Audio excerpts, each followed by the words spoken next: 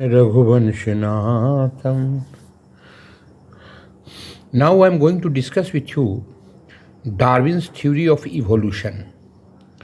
आदमी का क्रमिक विकास कैसे हुआ, इसकी सबसे सटीक व्याख्या एक वैज्ञानिक ने दिया जिनका नाम था डार्विन। इनको बोलते हैं Darwin's theory of evolution. Darwin साहब कहते हैं सबसे पहले ओवर प्रोडक्शन, एक ही जगह बहुत ज़्यादा बीज गिर जाने से बहुत ज़्यादा पौधे पैदा हो गए, फर्स्ट प्रिंसिपल है।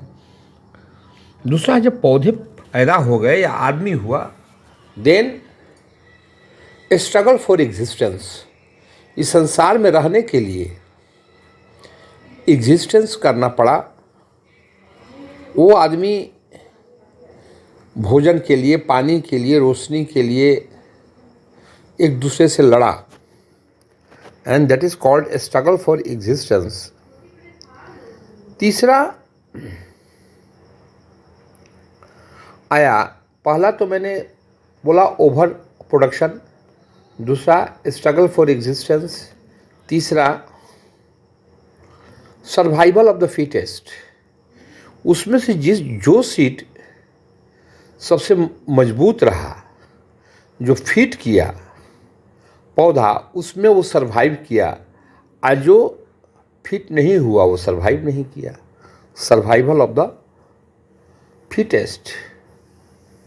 And fourth, natural selection. कभी कभी प्रकृति भी सिलेक्ट करती है किसी ऑर्गेनिज्म को या किसी प्लांट्स को, and that is called natural selection.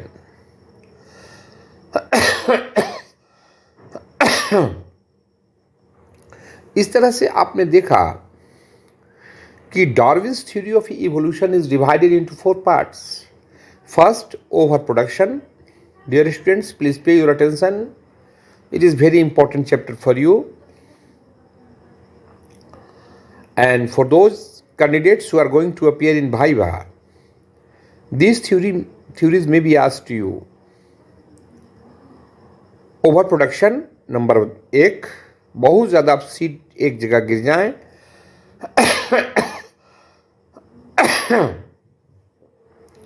Struggle for existence, अपने को एग्जिस्ट करने के लिए उसमें स्ट्रगल करना पड़ेगा।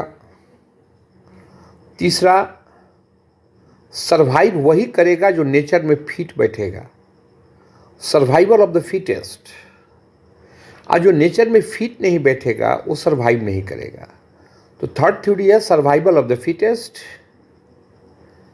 चौथा है सर्वाइवल ऑफ द फिटेस्ट की जगह पे नेचुरल सिलेक्शन। कभी कभी प्रकृति अपने आप को संवारती है एंड डिकोरेट करती है, that is called natural selection. These are the 4 pillars of Darwin's theory of evolution. और इस तरह से पूरी प्रकृति का विकास होते गया।